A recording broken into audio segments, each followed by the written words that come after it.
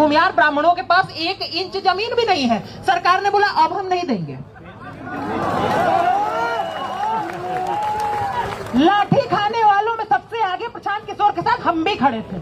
सवाल ये है कि गरीबी का उन्मूलन करना है, सही बात है। ऐतिहासिक रूप से पिछड़ों लोगों को राष्ट्रपति जितना आगे बैठा देना है, ये भी सही बात है। लेकिन जाति के आधार पर देख करके बैठाइएगा, आर्थिक आधार पर देख करके नहीं बैठाइएगा, ये कैसी बात होती है। हर्ष दुबे गरीब होकर के भी ब्राह्मण के रूप में अगड़े मान लिए जाएंगे।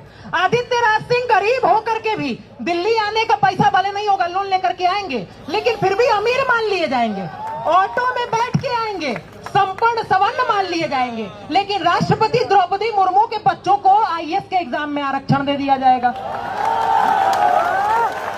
ये व्यवस्था चल रही है, या मजाक चल रहा है? भाई मेरा एक अंतिम सवाल है, मान लेते हैं 5000 साल तक शोषण हो ही रहा था, मैं मान लेता हूं। आपने कहा आदित्य राज सिंह के परिवार के लोग मेरा शोषण कर रहे थे। आदित्य राज सिंह हाथ जोड़ के समाज के बीच में खड़े हैं। आप बताइए मेरे पूर्वज का नाम क्या था जो शोषण कर रहे थे? हम माफी मांगेंगे आपके सामने।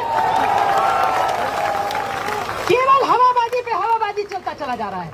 वो प्रधानमंत्री मोदी जो सामान्य वर्ग में जन्म लेते हैं, 1992 में जिसकी जाति को ओबीसी में डाल दिया जाता है, संसद में खड़े होकर के कहते हैं मैं तो अति पिछड़े समाज से आता हूं। अगर आप प्रधानमंत्री बनने के बाद भी अति पिछड़े समाज से आते हैं और ऑस्ट्रेलिया का प्रधानमंत्री खड़े होकर के कह देता है prime minister is the boss, उसके बाद भी हम सम्मान के साथ पूछना चाहते हैं, इतना सम्मानित होने के बाद आपको अति पिछड़ा खुद को बोलने का अधिकार दे कौन रहा है?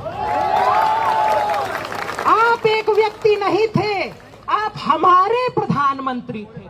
जब हमने आपको पिछड़ा नहीं माना तो आपने अपने आप को पिछड़ा कैसे मान लिया? इन सवालों पे कोई बात ही नहीं कर रहा है। हर दुबे ने कह दिया, आदित्य राज सिंह ने कह दिया कि भाई आर्थिक आधार पे आरक्षण दे दीजिए। कह रहे हमारा हक छीनना चाह रहे हो। मेरे भाई तुम 90% हो इस देश में, तो तुम ही दावा करते हो।